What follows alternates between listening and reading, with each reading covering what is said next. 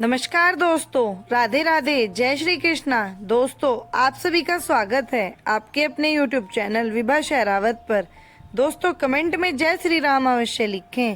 कुंभकर्ण के 6 महीने सोने के बाद उसकी पत्नियों का क्या होता था? रावण ने कुंभकर्ण की पत्नियों के साथ क्या किया? आखिर रावण कैसे करता रहा कुंभकर्ण की पत्नियों के साथ गलत काम? दोस्तों, रामायण का एक मुख्य पात्र है कुंभकर्ण, जो कि रावण का छोटा भाई था। रावण का यह भाई इतना विशाल और इतना भयंकर था कि एक दिन में वह कई गांव का भोजन अकेले ही खा जाया करता था।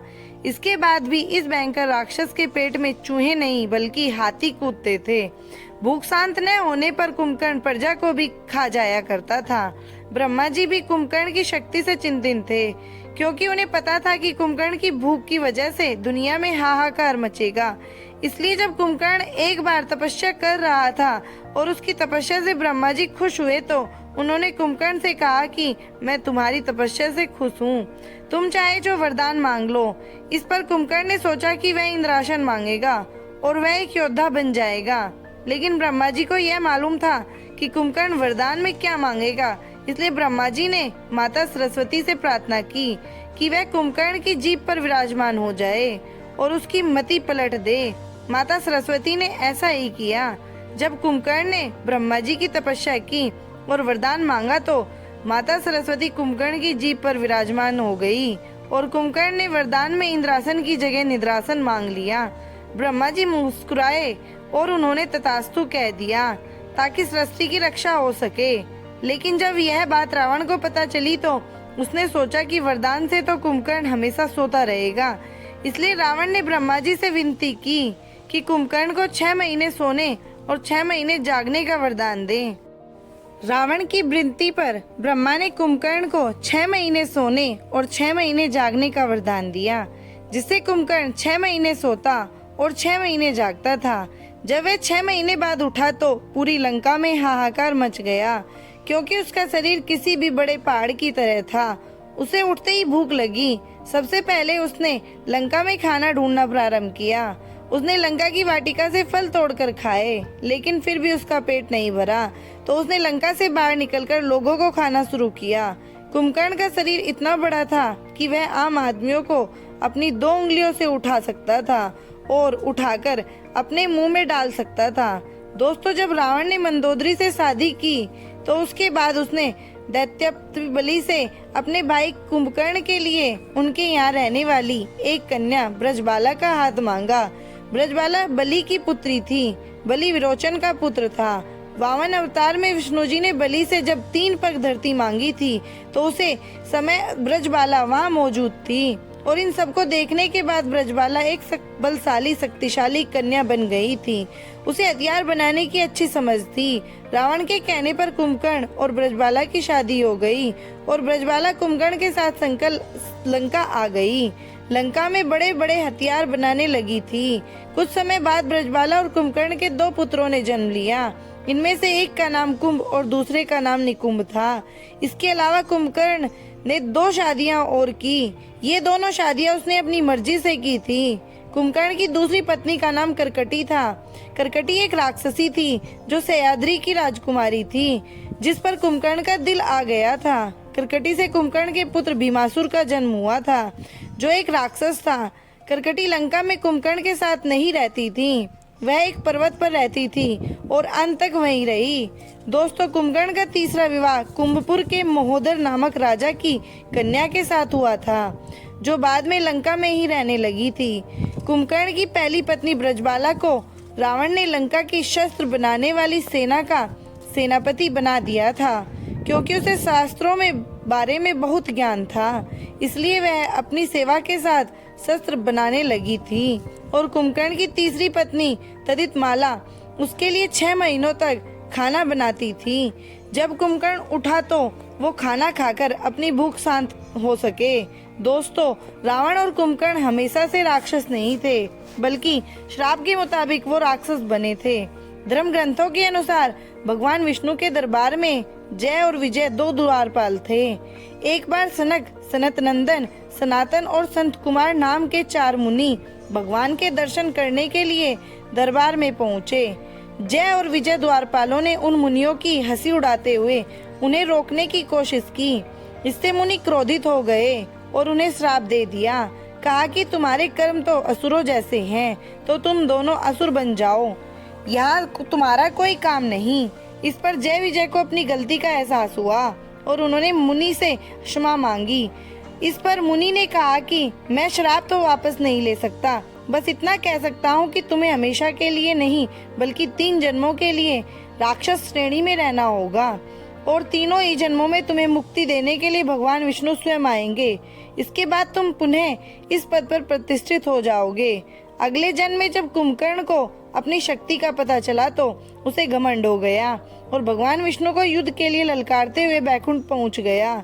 यहाँ भगवान विष्णु के साथ इस असुर ने अपने पुराने रूप मधु के रूप में कैटब के साथ मिलकर 5000 साल तक युद्ध किया था, जिसका जिक्र देवी भागवत पुराण में मिलता है। भागवत पुराण के अनुसार पूर्व जन्म में कुंभकर्ण मधु नामक असुर था और उसका भाई कैटब था। भगवान विष्णु से युद्ध करते समय जब 5000 साल हो गए तब देवी योग माया ने उनकी बुद्धि का हरण कर लिया, जिससे मधु और कैटब को लगा कि अब विष्णु जी हमसे डर गए हैं। इसलिए उन्होंने घमंड में आकर कहा कि विष्णु तुम हमसे कोई भी वरदान मांग सकते हो, मांगो तुम्हें क्या चाहिए। तभी भगवान विष्णु ने कहा कि अपनी मृत्यु का उपाय बताओ। अपनी वचन में फंसे हुए मधु कैटब अब कुछ नहीं कर सकते थे। तभी उन्होंने बताया कि उनकी मृत्यु केवल भगवान की जंघा पर हो सकती है। यह सुनते ही भगवान ने अपने शरीर का विस्तार करना शुरू कर दिया और दोनों का सर अपनी जंघा में फंसाकर सुदर्शन चक्र द्वारा धड़ से अलग कर दिया। लेकिन राक्षस योनि में जन्म लेने की वजह से कैटब मधु का जन्म फिर से हो गया। तभी कैटब अपने भगवान से प्रार्थना की कि प्रभु अब हम इस राक्षस योनि से मुक्त होना चाहते हैं। इस पर विष्णु जी ने मुस्कुराकर कहा कि अभी इसमें और समय है। तब कैटब ने पूछा कि भगवान आप हमें किस रूप में मिलेंगे, हमें कुछ तो बताइए। तब विष्णु जी ने कहा कि त्रेता युग में मैं एक असहाय राजा रहूंगा, क्योंकि अपनी पत्नी को ढूंढते हुए तुम्हारे राज्य के समीप आऊंगा। तुम अपने राज्य और अपने बड़े भाई की प्रतिज्ञा का पालन करते हुए मुझसे युद्ध करोगे और मेरे हाथों की तुम मारे जाओगे। इतना कहकर विष्णु जी अंतर ध्यान हो गए। दोस्तों, कुंभकर्ण को कुंभकर्ण बनने का वरदान विष्णु जी ने उसको उसके पिछले जन्म में ही दे दिया था। त्रेता युद्ध के समय रामायण में भी कुंभकर्ण के पूर्व जन्म का उल्लेख मिलता है। असल में ऋषि के श्राप के अनुसार कुंभकर्ण जंगल में भटक रहा था। उसी समय वहाँ पर विष्णु जी के रूप में एक चरवाहा आया, जिसकी कुंभकर्ण से लड़ाई होने लगी। कुंभकर्ण इतना बलशाली था कि विष्णु जी से हार मानने का नाम ही नहीं ले रहा था और कुंभकर्ण ने विष्णु जी से एक लंबा युद्ध किया। जब विष्णु जी ने देखा कि कुंभकर्ण हार नहीं मान रहा है, तभी विष्णु जी ने अपने असली रूप में आकर उसका हाथ पकड़ लिया, जिसे देखकर कुंभकर्ण ने उनसे कहा कि भगवान आपने कहा था कि आप ही इस राक्षस योनि से मुझे मुक्त करेंगे, इसलिए मैं आपको ढूंढते हुए जंगल में भटक रहा हूँ। उस समय भगवान विष्णु ने कहा कि तुम मुझे मत ढूंढो, जब समय आएगा तो मैं तुम तक खुद पहुंच जाऊंगा। उसके बाद ही भगवान विष्णु ने श्री राम का अवतार लिया और अयोध्या को धन्य किया। दोस्तों, कुंभकर्ण के बारे में कहा जाता है कि उसे पहले से ही पता था कि राम कब लंका में आएंगे और उसका उद्धार करेंगे, लेकिन अपने उद्धार से पहले उसने अपने भाई होने का भी धर्म निभाना था। असल में जब श्री राम ने माता सीता के लिए लंका पर चढ़ाई की और लंका वासियों से युद्ध करने लगे तो यह सब देखकर रावण ने अपने भाई कुंभकर्ण को जगाया। बड़ी मुश्किल से कुंभकर्ण के जागने के बाद रावण ने पूरी बात कुंभकर्ण को बताई। तभी कुंभकर्ण ने रावण को समझाते हुए कहा कि आपके पास 5 पंच कन्याओं में से सबसे सुंदर कन्या मंदोदरी है, तो इसके बाद भी आप जंगल में भटकते हुए एक स्त्री का हरण करके अपने राज्य ले आए और उसे अपनी पत्नी बनाना चाहते हैं। अभी भी समय है, आप प्रभु श्री राम से माफी मांग लो, उनका दिल बहुत बड़ा है, वह आपको माफ कर देंगे। इस पर रावण कुंभकर्ण पर भड़क उठा और गुस्सा करने लगा।